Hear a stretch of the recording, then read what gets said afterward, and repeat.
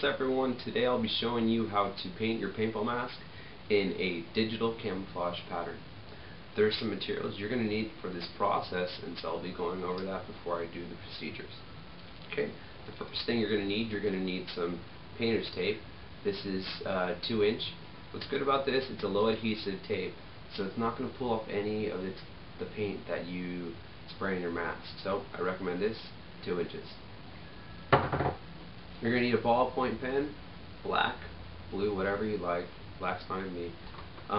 Basically you're using the pen to obviously draw those patterns onto the tape. You're going to need an X-Acto knife. This is going to be used to cut out all of the stencils which are on your blue tape. I recommend having a wooden surface of some sort to cut upon. You don't want to do this like on a nice desk or a table. That's just kind of stupid. So any plywood, whatever, I thought this would be easy for me. So that's what I used. You're going to need some sandpaper. Sorry about that. You need some sandpaper. This is 180 grit. This will be used to pretty much sand down your mask before you start painting. Okay. After you paint, you're going to need some rubbing alcohol, some paper towels. You're going to clean that off so you have a good clean surface before you start painting. Okay. Next thing you need to have is you need to have something to compare your colors to. Basically, I'm using a desert digital camouflage pattern, like so. Yeah. Okay. So what I did is I took my jacket into wash and I tried to match the colors as best as I could. So the first thing I bought a spray paint that's good for plastic. I'm using this as my base layer, and I'm pretty much just going to spray this onto my mask first, all over, and yeah, that's my good base layer right there. Okay, the second color I'm going to be using is this color is called Desert Bisque, and that's kind of my second layer. This one's good. Third one, I got Nutmeg, and then the last one I have is just a simple dark brown. Okay. One thing I recommend doing before you start spraying is to cover the back of your paintball mask in blue tape, or cover it in the tape in general. This is to prevent any paint spray from getting inside and smelling up the inside of your mask, which kind of sucks if you're playing. You don't want to be inhaling all those fumes. If you like doing that, that's your thing. While I'm on this matter, I recommend taking your mask apart. Then you get into all those crevices, you get into all those little gaps. Makes the process easier, and I think it comes out nicer in the very end. Okay, so with that in mind, we'll get started.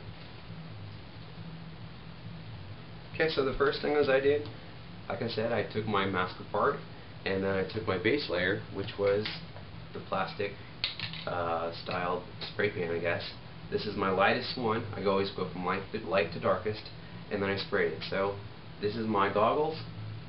I covered everything, all my goggles, with some blue tape, and then also the sides and the vents so that it didn't get in there. So this is my first layer, which is the sandstone. Okay. Then I needed to get to my stenciling. So what I did is I pulled out my tape, pulled out the strips, and then I proceeded to draw my digital patterns onto that blue piece of tape. Okay, so when you're doing this, you're going to want to keep all those lines nice and straight. If you want to use a ruler, you can. And then when you're doing the different angles, make sure they're 90-degree angles, all perpendicular to each other. Use something, use a picture, go on the internet, get something to look at. It's nice to have something to compare with, to see how it's actually done. And so, for me, I have my jacket to look off of, so I try to mimic that as best as possible. Okay, so you get that all cut out and everything. What you're going to be doing after you're going to cut all these stencils out, is you're going to put all the stencil tape onto your mask like so. Okay, this takes a long time. If you rush through it, it's not going to look as good. So take your time, enjoy it. The more time you put into it, the better it's going to look in the long run. So this is the bottom part of my mask. You're going to do that, and then after you've done this, you're going to put your next layer of spray. So I've kind of jumped the gun already. I already applied my second layer ahead of this, so the nutmeg would go on next. Okay, so the next darkest one would go on top of this. Then when that was all done, I'd peel it all off, and then go to the next, repeat the process, and go to the next color. Okay, so as mentioned, this is what I have for my lower part of the mask. Okay, when you're done with that, you'll come and it'll look something like that. Okay, so that's a side piece. Looks alright. Okay, like I said, you're going to take the stencil from your tape. You're going to peel it off.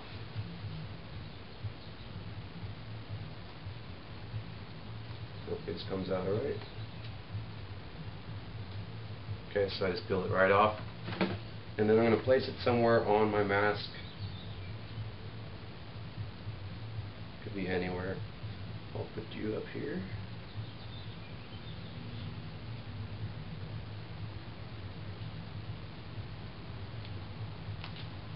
Like so. And you pretty much repeat that process. Now when you're putting your stencil on, you want to make sure that these lines always go up and down, and left and right, always in the same kind of pattern. You don't want any diagonals or such, because that just kind of ruins the overall appearance. Okay, so you did that. You get your next layer on. This is what it kind of looks after you've done all this, layers and all that cutting. This is what it will kind of look like in the very end. So this is what the top of my visor looks like. I still have to finish the rest of it, so that'll kind of take a little while to do. But as soon as I get that all done, I'll switch it over and I'll show you guys what the final product looks like. Okay guys, so I'm all done with my project.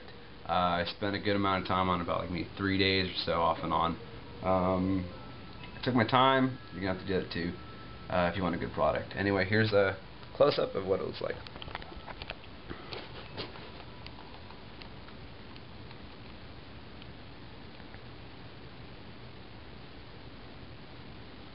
And I just pretty much tried to match my jacket digital camouflage pattern as best as I could.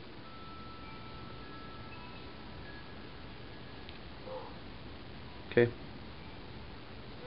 and the top, and here it is, comparison to my jacket. Okay, not too bad. You might want to throw on some matte clear coat at the very end. If you have any questions, shoot them my way. Hope the video helped, and enjoy.